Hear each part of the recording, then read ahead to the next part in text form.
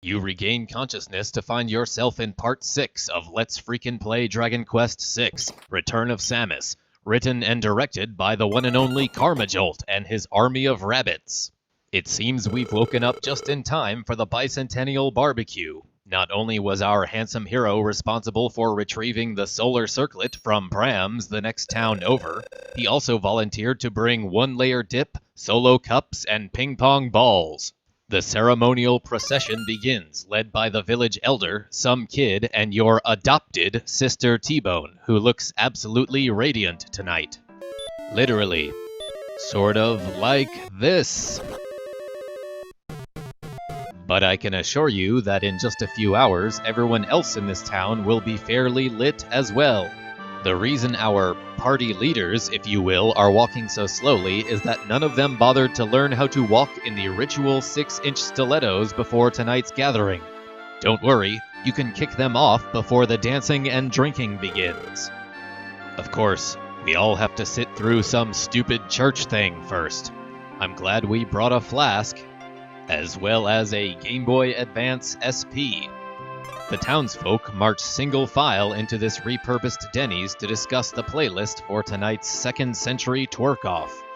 They would simply use last century's Summer Jams mixtape, but it was only accessible through the now-defunct Groove Shark. This year, the town has voted your sister to be the MVP, Most Ballinest Playa. In honor of Yakistonian tradition, the festivities begin with a cooperative game of Toss the Ring on the statue.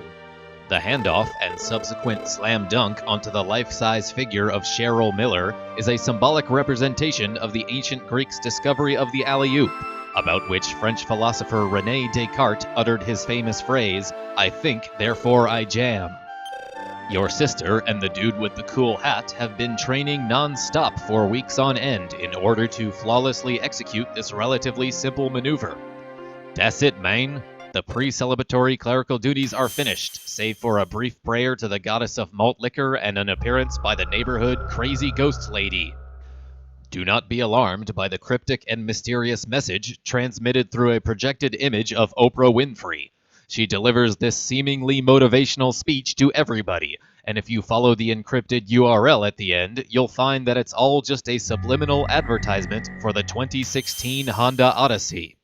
Unaware that gigantic ethereal apparitions are not an everyday occurrence, your assigned sibling audibly wonders why the frightened crowd has suddenly become silent. An elderly man chimes in, noting that he has urinated his fancy trousers. The other citizens were already quite aware, however, since the pungent odor has been excruciatingly obvious for at least 1 hour. The Pope, clearly jealous that he has been upstaged, dismisses your not at all attractive sister, who technically isn't a blood relative anyway, okay? At last, it is beer o'clock, and it's time to party like the year is 20XX. Mass dismissed.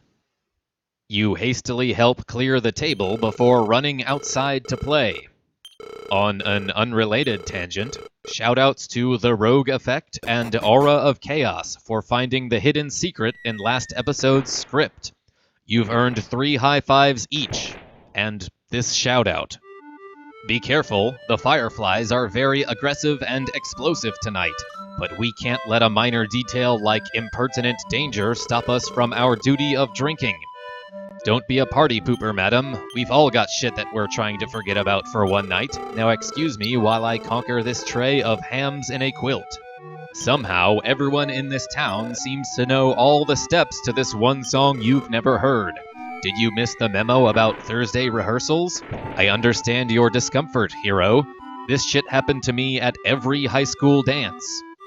And I still don't understand everyone's obsession with dancing or playing near wells.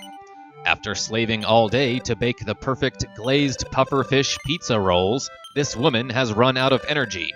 Nevertheless, she invites you to do the forbidden dance, which summons an apocalyptic meteor to collide with the planet, and is executed by performing sexual intercourse.